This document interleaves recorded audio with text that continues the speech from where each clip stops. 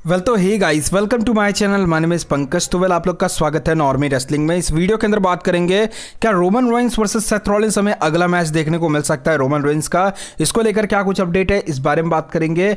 And क्या Braun Strowman और uncle howdy एक साथ फैक्शन के अंदर एक फैक्शन में देखने को मिलेंगे, इसको लेकर भी एक काफ़ी कुछ इंटरेस्टिंग अपडेट है, इस बारे में बात करेंगे। स्टोन कोल्ड हमें रेसलमेनिया में क्यों नहीं देखने को मिले, एंड बात करने वाले हैं डब्ल्यूडब्ल्यूई के नए स्टेज को लेकर। काफ़ी कुछ अपडेट्स है, तो इसलिए वीडियो को एंड तक जरूर देखना। और जिस किसी ने चैनल को सब्सक्राइब नहीं किया तो भाई सब्सक्राइब कर लो लेटेस्ट अपडेट्स और ऐसी कुछ इंटरेस्टिंग वीडियोस के लिए।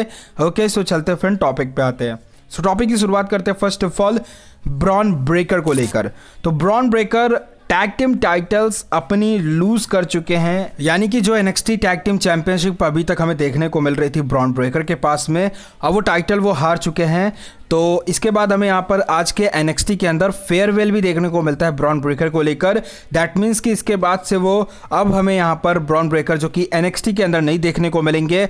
अब इसको लेकर रिपोर्ट्स ये देखने को मिल रही है कि ब्रॉन ब्रेकर आने वाले समय में अब स्मैकडाउन के अंदर अपना कंटिन्यू करते हुए दिखाई देने वाले हैं, और वो अब ऑब्वियसली ऑफिशियली स्मैकडाउन के ही सुपरस्टार बनते हुए दिखाई दे चुकेंगे। तो ये कुछ यहाँ पर इनको लेकर रिपोर्ट्स देखने को मिली है, जो कि ब्रॉन ब्रेकर को लेकर, जो कि आई थिंक मुझे लगता है कि बहुत ही बढ़िया बात है और ये होना भी चाहिए था। तो ब्रॉन ब्रेकर अब हमें देखने को मिलेंगे डब्ल्यूडब्ल्यूई के एनएक्सटी के अंदर। इसको लेकर कुछ ओपिनियंस होंगे आप लोगों के, तो कमेंट सेक्शन में जरूर आप लोग बता सकते हो।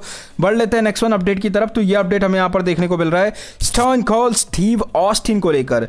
तो भाई स्टोन कोल्ड स्टीव ऑस्टिन को लेकर तगड़े रूमर डाल रहे थे कि भाई रेसलमेनिया के अंदर देखने को मिलेगा, प्लान होंगे कुछ बट नहीं देखने को मिले। तो इसको लेकर रिपोर्ट्स यहाँ पर क्रिस द रेसलिंग इन्फॉर्मर की तरफ से देखने को मिलती है, जिनका यह कहना है कि भाई स्टोन कोल्ड रेसलमेनिया में इसलिए नहीं रिटर्न करते हुए दिखाई दिए क्योंकि कुछ अनडिस्क्लोज्ड रीजन, पर्सनल रीजन की वजह से वो ओरिजिनली प्लान तो थे रेसलमेनिया के लिए, लेकिन इनको रिप्लेस कर दिया गया दी अंडरटेकर से। यानी कि स्टोन कोल्ड स्टीव ऑस्टिन आने वाले थे जहां पर हमें दी अंडरटेकर देखने को मिले। अब यहां पर स्टोन कोल्ड वहां पर अवेलेबल नहीं हो सके, तो इसलिए यहां पर दी अंडरटेकर का प्लान बनाया गया। वेल ये भी काफ़ी बेटर रिप्लेसमेंट था, मतलब अंडरटेकर भी ठीक ही ठाक है भाई। बाकी बढ़ लेते हैं वैसे नेक्स्ट वन अपडेट के बारे में बात कर लेते हैं। तो ये अपडेट हमें यहाँ पर देखने को मिल रहा है सेथ फ्रिकिंग रॉलिंस को लेकर। तो भाई सेथ रॉलिंस को आने वाले मंडे नाइट रॉ के अंदर एडवर्टाइज किया जा रहा है। यस, सेथ रॉलिंस को अपकमिंग सारे मंडे नाइट रॉ के अंदर ऑफिशियली एडवर्टाइज किया जा रहा है। ये एक काफ़ी बड़ी अपडेट है, मतलब यहाँ पर रिपोर्ट्स देखने को मिल रही थी कि सेथ रॉलिंस को ब्रेक पर भेज दिया गया है, बट फिलहाल के टाइम पे अभी ऐसा कुछ नहीं है। सेथ रॉलिंस आने वाले तीनों अपकमिंग डब्ल्यूडब्ल्यूई के मंडे नाइट रॉ के शो के अंदर एडवर्टाइज है, और डेव का कहना है कि भाई यहां पर वो नहीं देखने को मिलेंगे, बट देखते हैं वैसे क्या होता है क्या नहीं होता है। बट फिलहाल इस हफ्ते के रॉ के अंदर नहीं देखने को मिले, तो एक्सपेक्ट कर सकते हैं कि शायद से अगले रॉ के अंदर भी देखने को मिल सकते हैं, मतलब चांसेस है भाई। वैसे बढ़ लेते हैं नेक्स्ट वन अपडेट के बारे में बात कर लेते हैं। तो ये जॉन सीना को लेकर है। तो जॉन सीना ने बना दिया एक काफी मैसिव रिकॉर्ड ये है कि भाई जॉन सीना लगातार 23 सालों से कंसेक्यूटिव ईयर, 23 साल से लगातार, मतलब यहाँ पर टीवी के मैचेस के अंदर जो हमें रॉ स्मैकडाउन देखने को मिलता है उसके अंदर 23 साल से लगातार कोई ना कोई मैचेस मतलब रसल कर दे रहे हैं। अब जैसा कि आप लोग को पता ही है, मतलब ये 2002 में डेब्यू किया था जॉन सीना ने, उसके बाद से लगातार टेलीविज़न पे कोई ना कोई हर साल अपना एक मैच रसल कर ही देते हैं।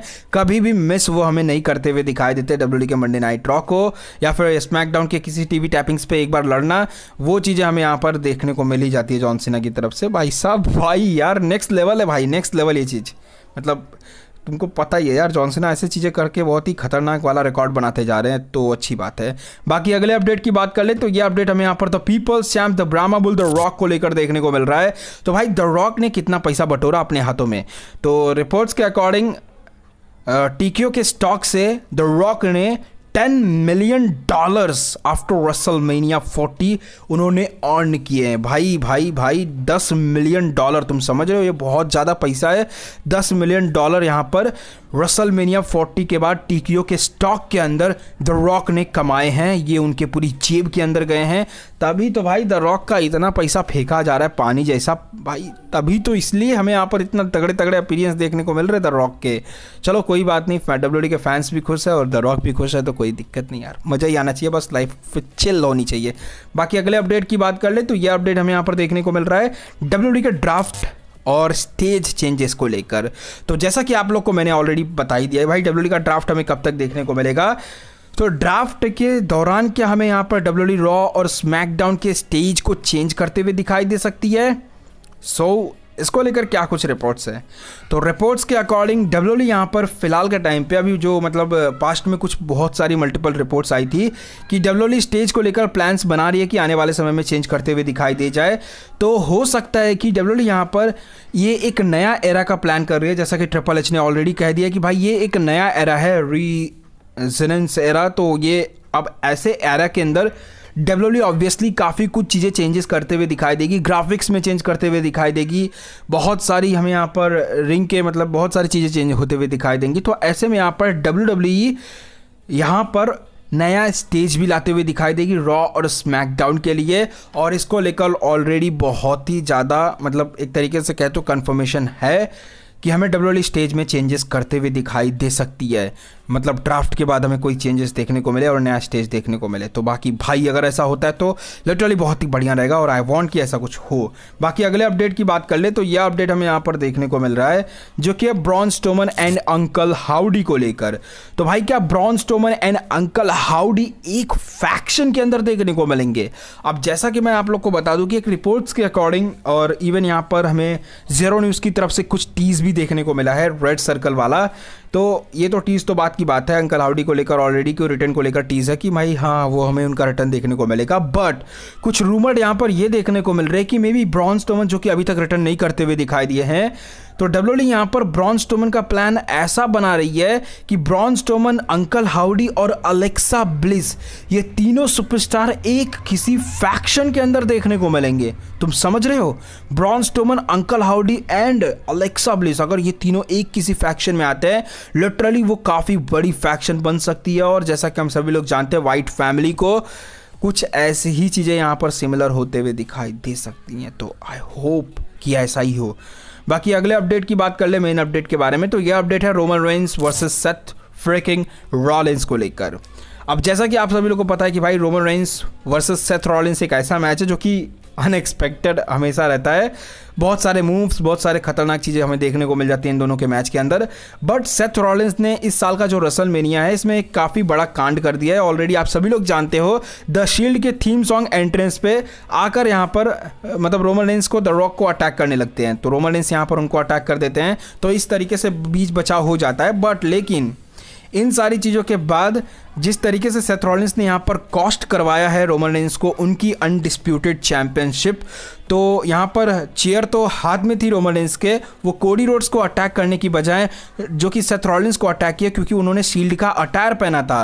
तो ये सारी चीज़ें जो कि शील्ड से रिलेटेड ही देखने को मिल रही है और सारा जो इनका प्रॉब्लम है रोमन रेंस का वो शील्ड से ही आके एंड हो रहा है और जहाँ पे बार बार सेथ रॉलिंस ही इनको परेशान करते हैं। तो यहाँ पर कुछ रूमर के according Roman Reigns versus Seth Rollins WWE plan कर सकती है समर स्लैम 2024 के अंदर, और यहाँ पर रोमन रेंस के रिटर्न के बाद WWE इन दोनों के फ्यूड को लेते हुए दिखाई दे सकती है। यानी कि रोमन रेंस के रिटर्न के बाद हो सकता है कि सेथ रॉलिंस उनके पहले अपोनेंट देखने को मिले, क्योंकि सेथ रॉलिंस भाई बहुत ही बड़े वे में कॉस्ट करवाते हुए दिखाई दिए हैं। क्योंकि अब तो यहाँ पर सेथ रॉलिंस भी चैंपियन नहीं है, रोमन रेंस भी चैंपियन नहीं है। तो रोमन रेंस यहाँ पर पहले सेथ रॉलिंस वाले प्रॉब्लम को फिक्स करना चाहेंगे, इसको फिक्स करने के बाद वो आगे किसी स्टोरी पे बढ़ते हुए दिखाई देंगे। तो ये तो ऑलरेडी हमें देखने को मिलेगा, चांसेस इसके काफ़ी हाई है और हमने रेसलमेनिया में देख लिया है ऑलरेडी रोमन रेंस किसकी तरफ मुड़े थे। तो लेट्स सी क्या होता है भाई। बाकी आप लोगों का क्या ओपिनियन इन सारे अपडेट्स को लेकर कमेंट से बता सकते हो। बाकी वीडियो अच्छी लगी तो लाइक करो, शेयर करो, सब्सक्राइब करो, जो भी करना कर सकते हो। मिलता है अगले वीडियो में, तब तक के लिए बाय बाय एवरीवन गाइस। हर बार ये गेम करे, खून मेरा बॉयल करे, लिखनी है कहानी मुझे, बोलो ना जुबानी इन्हें, ले लिया 100 फेरा, दिखता ना इनका सवेरा, वर्ड्स और रीलोड स्टार्टअप